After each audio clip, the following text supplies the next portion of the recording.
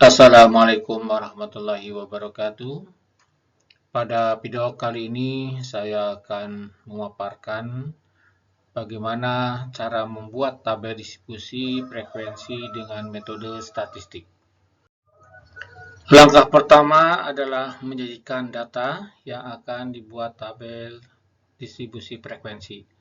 Pada contoh video kali ini saya mencoba menggunakan data luas panen padi sawah tahun 2017 di 38 provinsi berdasarkan data dari Kementerian Pertanian Republik Indonesia. Langkah kedua adalah menentukan jarak atau range, di mana untuk memperoleh nilai jarak ini ditentukan nilai tertinggi dan nilai terendah. Untuk kali ini, bagi provinsi yang tidak ada luas panennya atau 0, maka tidak diikutkan dalam penghitungan jarak berikut ini. Dari data tadi, diperoleh nilai tertinggi atau provinsi tertinggi sebesar 2.136,41 ribu hektar dan nilai terendah atau provinsi terendah sebesar 0,20 ribu hektar.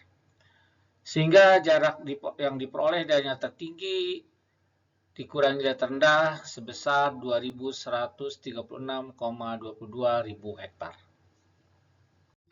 Langkah ketiga adalah menentukan jumlah kelas.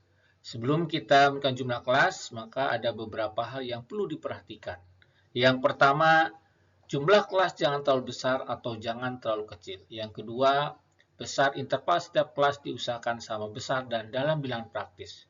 Dan yang ketiga adalah penentuan batas kelas agar mengakomodir semua data. Artinya dari data yang kita peroleh, tidak ada satupun yang terlewat masuk ke dalam tabel distribusi frekuensi yang kita susun. Kali ini saya menggunakan rumus Sturges untuk menentukan jumlah kelas, di mana formulasinya adalah K sama dengan 1 plus 3,322 log N, di mana K adalah jumlah kelas dan N adalah jumlah angka yang terdapat dalam data.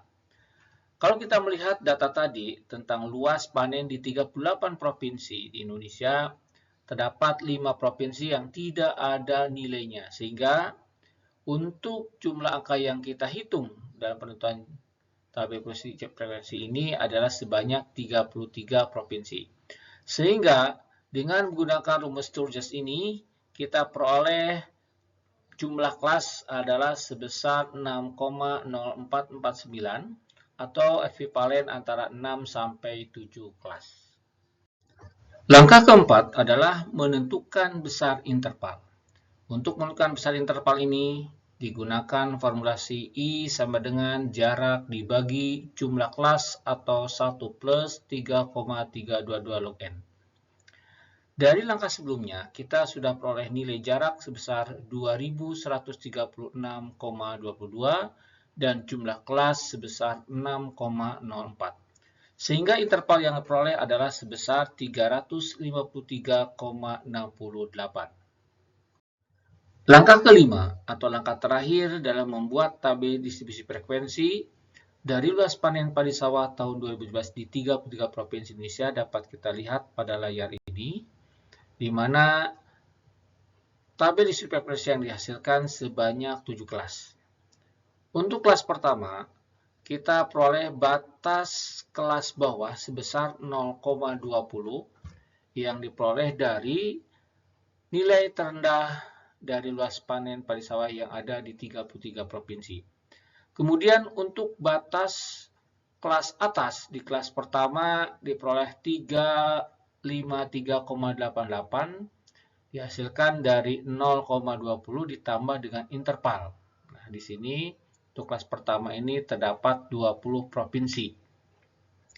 Begitu selanjutnya untuk kelas 2 dan seterusnya, di mana dari batas atas kelas sebelumnya kita tambahkan satu nilai di batas bawah kelas berikutnya dan ditambahkan dengan interval.